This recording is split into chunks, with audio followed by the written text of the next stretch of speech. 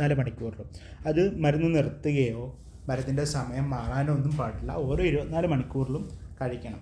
കാരണം എന്താണെന്ന് വെച്ചാൽ ഞാൻ പറഞ്ഞല്ലോ, ഈ മരുന്ന് 24 മണിക്കൂറത്തേക്കാണ് നമ്മുടെ ശരീരത്തിൽ വർക്ക് ചെയ്യുന്നത്. ഈ 24 മണിക്കൂറിന് ശേഷം ഈ വൈറസ് പിന്നെ ആക്റ്റീവ് ആകും.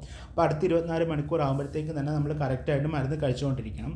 പിന്നെ ഈ മരുന്ന് നിർത്തിക്കഴിഞ്ഞാൽ ഈ വൈറസ് നമ്മുടെ മരുന്നിനെ ഓൾറെഡി പ്രതിരോധിച്ച വൈറസ് തിരിച്ചു വരുന്ന സമയത്ത് കുറച്ചും കൂടെ അതിൻ്റെ ശക്തി ആർജിക്കും. അത് ഭയങ്കര അഡാപ്റ്റീവ് ആയിട്ടുള്ള പെട്ടെന്ന് തന്നെ രൂപം മാറുന്ന ഒരു വൈറസാണ്. അതുകൊണ്ട് തന്നെ മരുന്നിനെ പ്രതിരോധിക്കാനുള്ള കഴിവ് അത് സ്വയം ഉണ്ടാക്കിയെടുക്കാനും നമ്മുടെ അവസ്ഥ മോശമാവാനും ചാൻസ് ഉണ്ട്. പിന്നെ മരുന്ന് ഫലം കാണാതെ വരുന്ന സിറ്റുവേഷൻസ് ഒക്കെ ഉണ്ടാവും.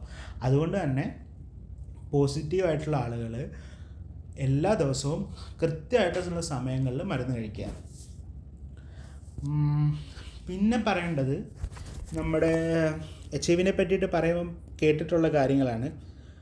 ചേട്ടാ, എനിക്ക് HIV ടെസ്റ്റ് ചെയ്യാൻ പേടിയാണ്. കാരണം നമ്മുടെ വിവരങ്ങളെല്ലാവരും വീട്ടുകാരും ഒക്കെ അറിഞ്ഞാലോ, അല്ലെങ്കിൽ നാട്ടിലെല്ലാവരും അറിഞ്ഞാലോ എന്നൊരു പേടിയുണ്ട്.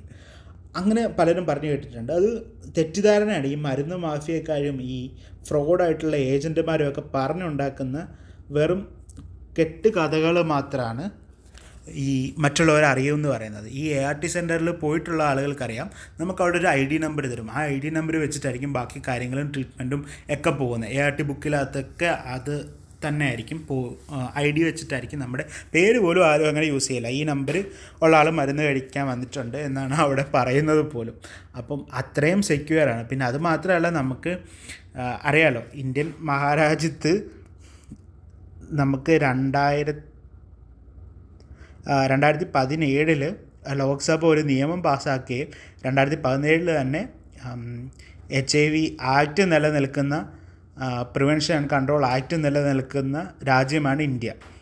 അതുകൊണ്ട് തന്നെ നമുക്ക് HIV ബാധിതർക്ക് അവരുടെ ഫണ്ടമെൻ്റൽ റൈറ്റ്സ് ഉണ്ട്. Right to informed consent, right to confidentiality, right to discrimination. അപ്പം നമുക്ക് ടെസ്റ്റ് ചെയ്യുന്നതിന് മുമ്പ് നമ്മുടെ കൺസെൻറ്റ് വാങ്ങിയിട്ട് മാത്രമേ ടെസ്റ്റ് ചെയ്യാൻ പാടുള്ളൂ എന്ന് നിയമമുണ്ട്. നമ്മുടെ കോൺഫിഡൻഷ്യാലിറ്റിക്ക് നിയമമുണ്ട്.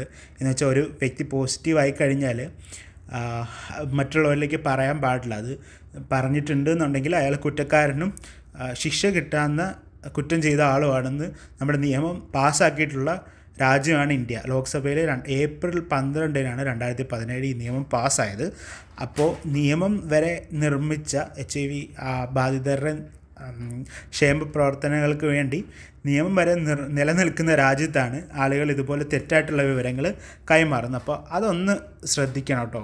ഇതുപോലുള്ള ആളുകൾ പറയുന്നതൊന്നും വിശ്വസിക്കാതിരിക്കുക. കൃത്യമായിട്ടുള്ള ട്രീറ്റ്മെൻറ്റും ഓരോ 6 മാസം കൂടുമ്പോഴുള്ള ടെസ്റ്റിങ്ങും ചെയ്യുക. അതിപ്പം ഒന്നിലധികം ലൈംഗിക പങ്കാളികളുള്ളവരും അല്ലെങ്കിൽ സുരക്ഷിതമല്ലാത്ത ലൈംഗിക ബന്ധം നടന്നിട്ടുള്ളവരും ഒരു വർഷത്തിൽ 4 വട്ടം, അതായത് ഓരോ 3 മാസം കൂടുമ്പോഴും HIV ടെസ്റ്റ് ചെയ്യുക. അല്ലെങ്കിൽ 6 മാസം കൂടുമ്പോഴെങ്കിലും ചെയ്യുക കൃത്യമായിട്ട്. ഓരോ 3 മാസം കൂടുമ്പോൾ ചെയ്യുന്നതെന്ന് വെച്ചാൽ ഒന്നിലധികം പങ്കാളികളുണ്ടെങ്കിൽ നമുക്ക് ഒരാളുടെ ചാൻസസ് അവിടെ കൂടും അല്ലേ. അപ്പോൾ കൃത്യമായിട്ട് എല്ലാ 3 മാസവും ടെസ്റ്റ് ചെയ്ത് നോക്കുക.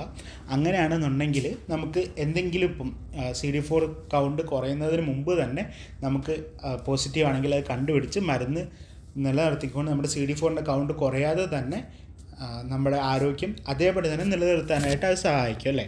അപ്പോൾ ഏറ്റവും പെട്ടെന്ന് നമ്മൾ കണ്ടുപിടിക്കുന്നതായിരിക്കും ഏറ്റവും നല്ല ചികിത്സ നേടാനും നമ്മുടെ രോഗം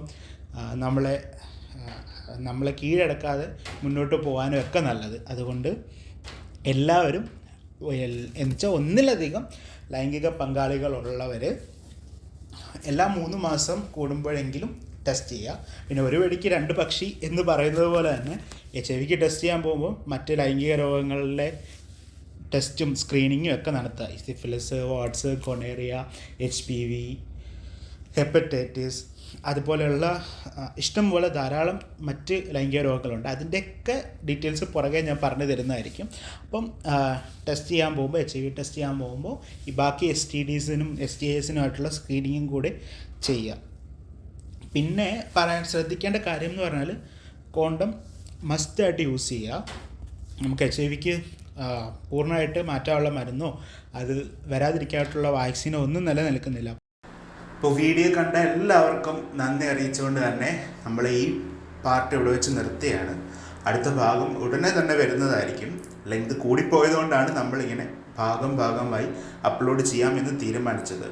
അപ്പോൾ പറഞ്ഞ വിവരങ്ങളും വസ്തുതകളും ഒക്കെ എല്ലാവർക്കും ഉപകാരപ്പെട്ടു എന്ന് പ്രതീക്ഷിക്കുന്നു. നിങ്ങളുടെ വിലയേറിയ നിർദ്ദേശങ്ങളും അഭിപ്രായങ്ങളും ഒക്കെ കമൻറ്റുകളായും എനിക്ക് നിർദ്ദേശങ്ങളായും ഷെയർ ചെയ്യാൻ പറ്റുന്നതാണ്. അപ്പോൾ എല്ലാവരുടെയും സപ്പോർട്ട് പ്രതീക്ഷിച്ചുകൊണ്ട് തന്നെ it's me Anoop signing off from stay safe channel. By.